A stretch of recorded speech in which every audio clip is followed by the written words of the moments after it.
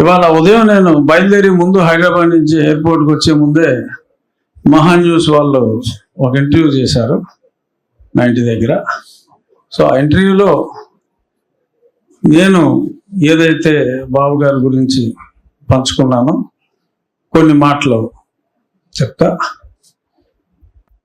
ఏమిటి బాబు గారికి సమకాలీన మిగిలిన ముఖ్యమంత్రులందరికీ మీరు అబ్జర్వ్ చేసిన ఆ డిఫరెన్స్ ఏమిటి అంటే, నేను చంద్రబాబు నాయుడు గారు ఎంతో అందరితో ప్రేమించబడతారు. ఒక వర్గం అంటూ లేదు ఆయనకి. ఇప్పుడు రాజశేఖర రెడ్డి గారు అంటే రాజశేఖర రెడ్డి వర్గం అనో, అది ఇంకొకరికి ఇంకో వర్గం అనో ఉంటుంది. కొంతమంది ఓవర్ అభిమానులు, దురభిమానులు ఉంటారు. దురభిమానులు లేకుండా అందరూ అభిమానులుగా ఉండే గొప్ప నాయకుడు చంద్రబాబు నాయుడు గారు. ఎందుకంటే ఆయన అందరితో బాగుంటారు. పలానా వాడు బాగా క్లోజు బాబు గారికి అని మనం చెప్పలేం. ప్రతి రాజకీయ నాయకుడికి పలానా ఆయన క్లోజ్ అని చెప్పగలం. కానీ ఈయనకి పలానా వాడు బాగా దగ్గర అని మరి గుండెల మీద చేతులు వేసుకుని ఇక్కడ ఉన్న వాళ్ళు ఎవరైనా చెప్పగలరేమో నాకు తెలియదు. సో అందరూ అభిమానిస్తారు.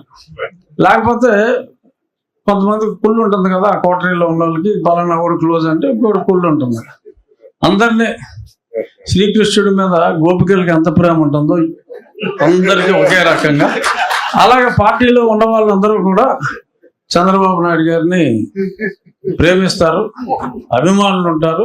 దురభిమానులు లేని ఏకైక నాయకుడు మా నాయకుడు అని చెప్పి ఆయన గురించి నేను చెప్పడం జరిగింది.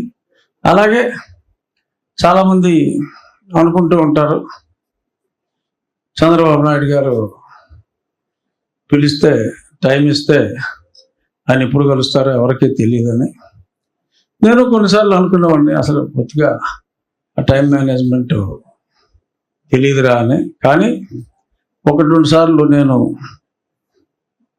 బయట చాలామంది వెయిట్ చేస్తున్నప్పుడు, ఆయనతో ఉన్నప్పుడు ఎందుకు ఆలస్యం అవుతుంది అనేది నేను కనిపెట్టా.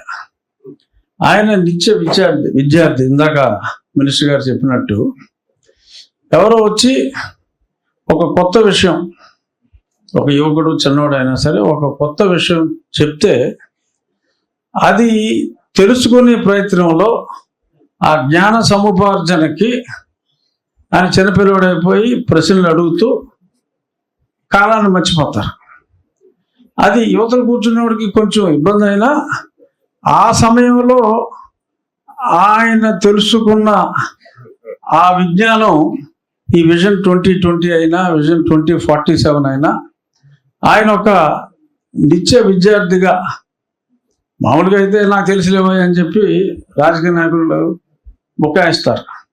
కానీ ఆయన చిన్నపిల్లలాగా అన్నీ శ్రద్ధగా మళ్ళీ ఒక కాగితం తీసుకుని నోట్ చేసుకుని, సో దానివల్ల ఒకరిద్దరికి కొంచెం ఇబ్బంది కలిగినా, మరి రాష్ట్ర ప్రజలందరూ కూడా భవిష్యత్తులో, అంటే ఆయన విజనరీ లీడర్, తాత్కాలిక ఆనందం ఆయన చేస్తున్న వాటిలో కనపడకపోవచ్చు, కానీ ఒక విజన్తో ఆయన పనిచేస్తారు. కాబట్టి సేమ్ ఇప్పుడు మామిడికాయ మనం నాటితే, మామిడి టెంక వేస్తే చెట్టు ఎప్పుడుకో కాయలు కాస్తుంది. బట్ ఇది అలాగే ఈయన భవిష్యత్తుని, అది కూడా ఈయన చెప్పేశారు, అమరావతి భవిష్యత్తు ఆయన ఎలా ప్లాన్ చేశారు అంతా కూడా. సో అలా భవిష్యత్తుని ఆయన ఊహించి, టైం ట్రావెల్ అనేది మనం సినిమాల్లో హీరోలు ఊరికైనా అలాగా వెళ్ళొస్తూ ఉంటారు కదా, ఆదిత్య 369 వాటిలో, అవన్నీ సినిమాలు బోగస్. బట్ నిజంగా టైం ట్రావెల్ చేయగలిగిన వాళ్ళు, ఫిజికల్గా ఇవాళ మన మధ్యలో ఉన్న వాళ్ళు ఎవరన్నా ఉన్నారంటే అది చంద్రబాబు నాయుడు గారు అని చెప్పి నేను ఖచ్చితంగా చెప్పగలను. రాబోయే రోజుల్లో రకరకాల దేశాల్లో ఉన్న పరిణామాలు ఏంటి, అక్కడ టెక్నాలజీ ఎలాగ అభివృద్ధి అవుతుంది, ఇటువంటివన్నీ అనుక్షణం విద్యార్థిలాగా తెలుసుకుంటూ ఆయన తెలుసుకున్న దాన్ని మానవాళ్ళకి ఎలాగా ఉపయోగపడాలి అనే దాన్ని ఆ ట్రాన్స్లేట్ చేసుకునే ప్రాసెస్లో మరి ఆయన విజన్ని ఆయన ఎంత వ్యతిరేకించే వాళ్ళైనా కూడా అభినందించి తీరవలసిందే. ఇందులో ఎవరికి ఎటువంటి ఆప్షన్ కూడా లేదు. సో అటువంటి గొప్ప వ్యక్తి నాయకత్వంలో మరి కాస్త ఆలస్యంగా అయినా నేను పని చేయగలిగినందుకు నాకు చాలా చాలా సంతోషంగా ఉంది. నాయకుడు అంటే ఇటువంటి వ్యక్తి కింద పనిచేయాలి అని చెప్పి నాకు నిజంగా చాలా చాలా సంతోషంగా ఉంది. ఆ గొప్ప లెజెండరీ లీడర్కి నా హృదయపూర్వక జన్మదిన శుభాకాంక్షలు చెప్తూ ఆయన నిండు నూరేళ్ళు అదే ఉత్సాహంతో అదే ముందు చూపుతో ఉండాలని ఆ నెక్స్ట్ జనరేషన్ నాయకులందరినీ మాదంటే కూడా ఏదైపోయిన బ్యాచ్ ఏదో ఏదో బ్యాకప్లు చేసి అలా గెంటేస్తాను. ఇలాంటి కుర్రవాళ్ళందరూ బాగా ముందుకి తీసుకెళ్లాలని చెప్పి ఆయన నాయకత్వంలో పనిచేసి ఆయన తత్వాన్ని అర్థం చేసుకోగలిగితే ఏం పర్వాలేదు, ఎవరైనా సరే ఖచ్చితంగా రాణిస్తారు. అంత గొప్ప వ్యక్తి.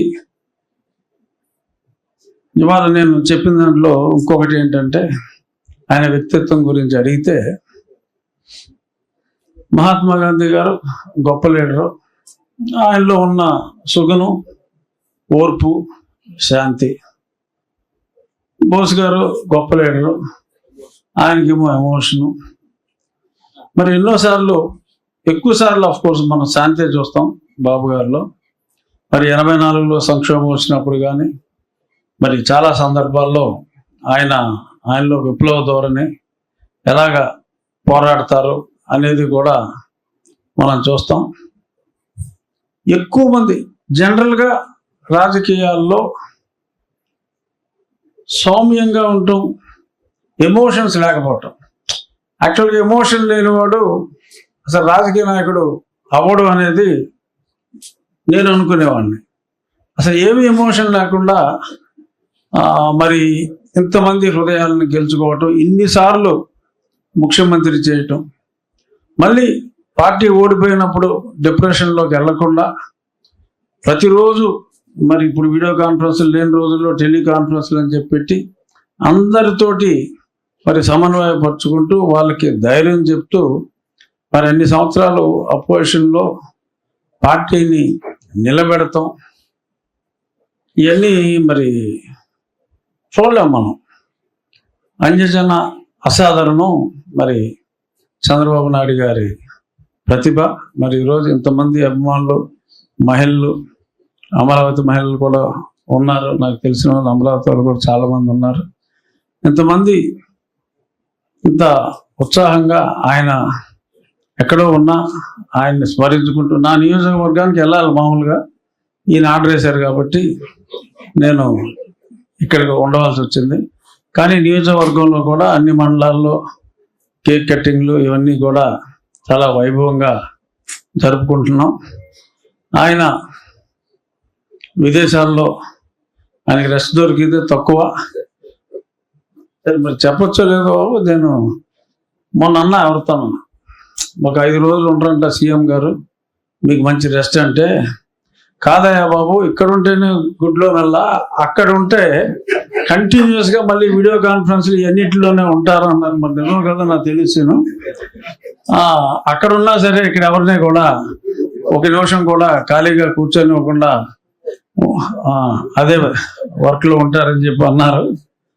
మరి నిజంగా అలా ఉండగలగటం మామూలు మానవుడు వల్ల కాదు. మామూలు మానవుడుగా కోటి అతి సాధారణ మానవుడిగా కనపడే అసాధారణ వ్యక్తిత్వం ఆయన సొంతం. సరే, చంద్రబాబు నాయుడు గారి గురించి మనందరం మాట్లాడాం. కానీ ఎప్పటి నుంచో 78లో ఆయన కాంగ్రెస్ నుంచి ఉన్న ఈయన జనతా పార్టీ నుంచి ఉన్న అత్యంత సన్నిహితమైన వ్యక్తి పెద్దలు అశోక్ గజపతి రాజు గారు